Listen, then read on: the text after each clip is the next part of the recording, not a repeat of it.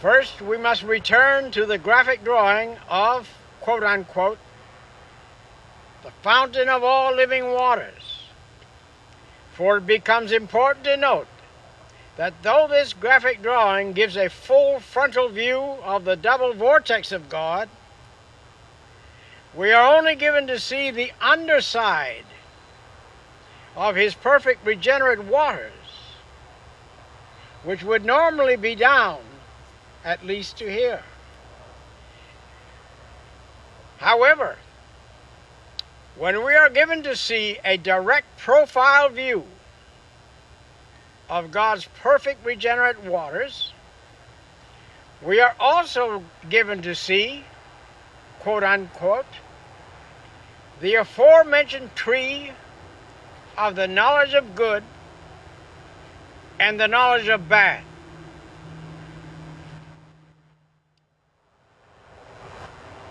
Furthermore, it becomes profoundly important to note that the Godhead of invisible light must lower himself so that his perfect regenerate waters do not, I repeat, do not devolve to his imperfect degenerate waters.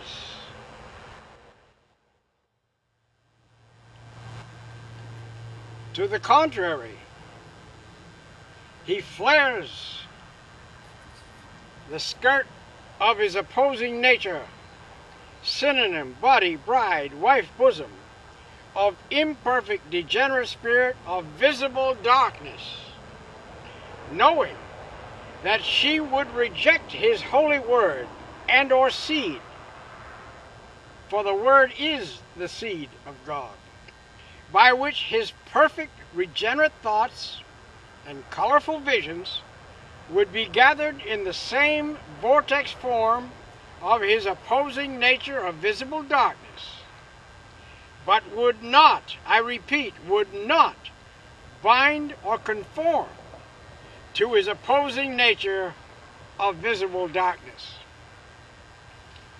That said, there is a simple test that gives instant understanding and deniable sight to these words. Simply enter a dark room and switch on the light. Then switch off the light, and you can immediately see that none of the darkness was missing, which is to say, both the light and the darkness retain their individuality. Point being, no perfect word and or regenerate seed of God was ever given to his opposing nature of visible darkness. That said,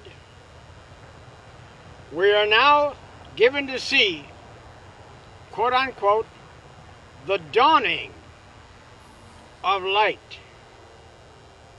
Hence, the firstborn Son of God is also called, quote-unquote, the dawn, for he is the firstborn of all God's creations.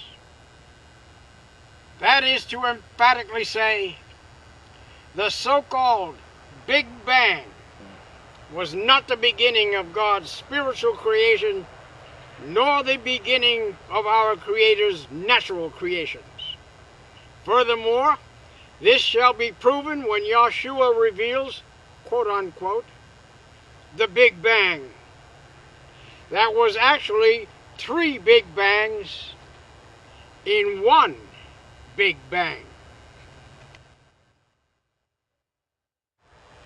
We are now given to see the spiritual fulfilling of our Creator's own Holy Spirit of divine nature,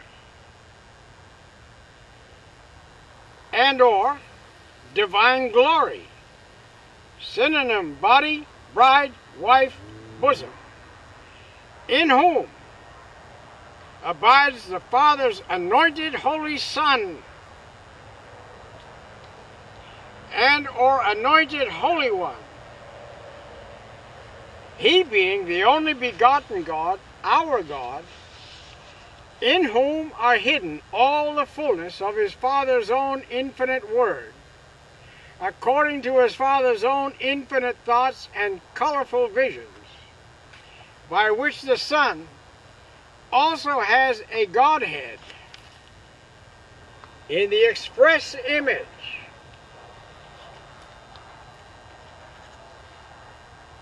of God the Father. This is what is underneath. Here's the Godhead of the Father.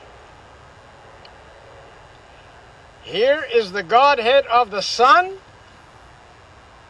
And here is the body of the Father, in which abides the Son, by which we have a bright and morning star. That said, please hear a few defining scriptures.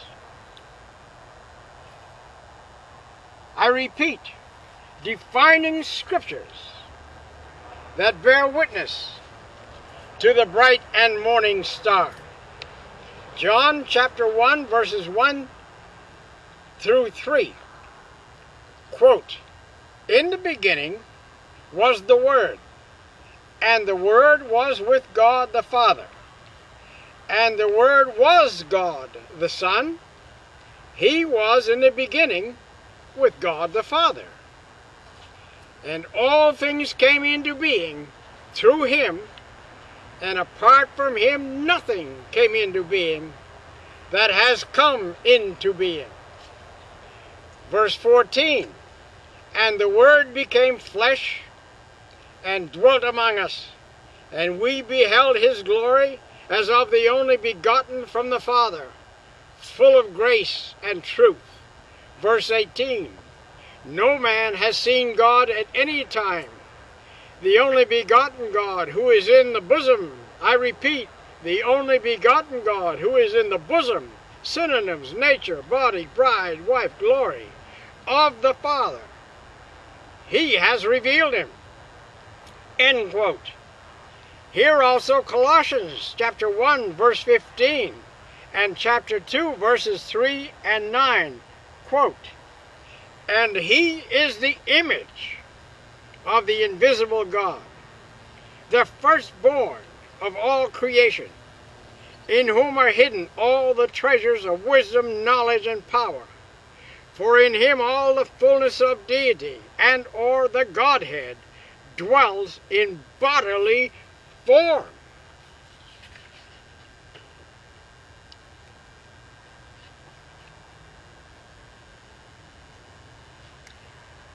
End quote.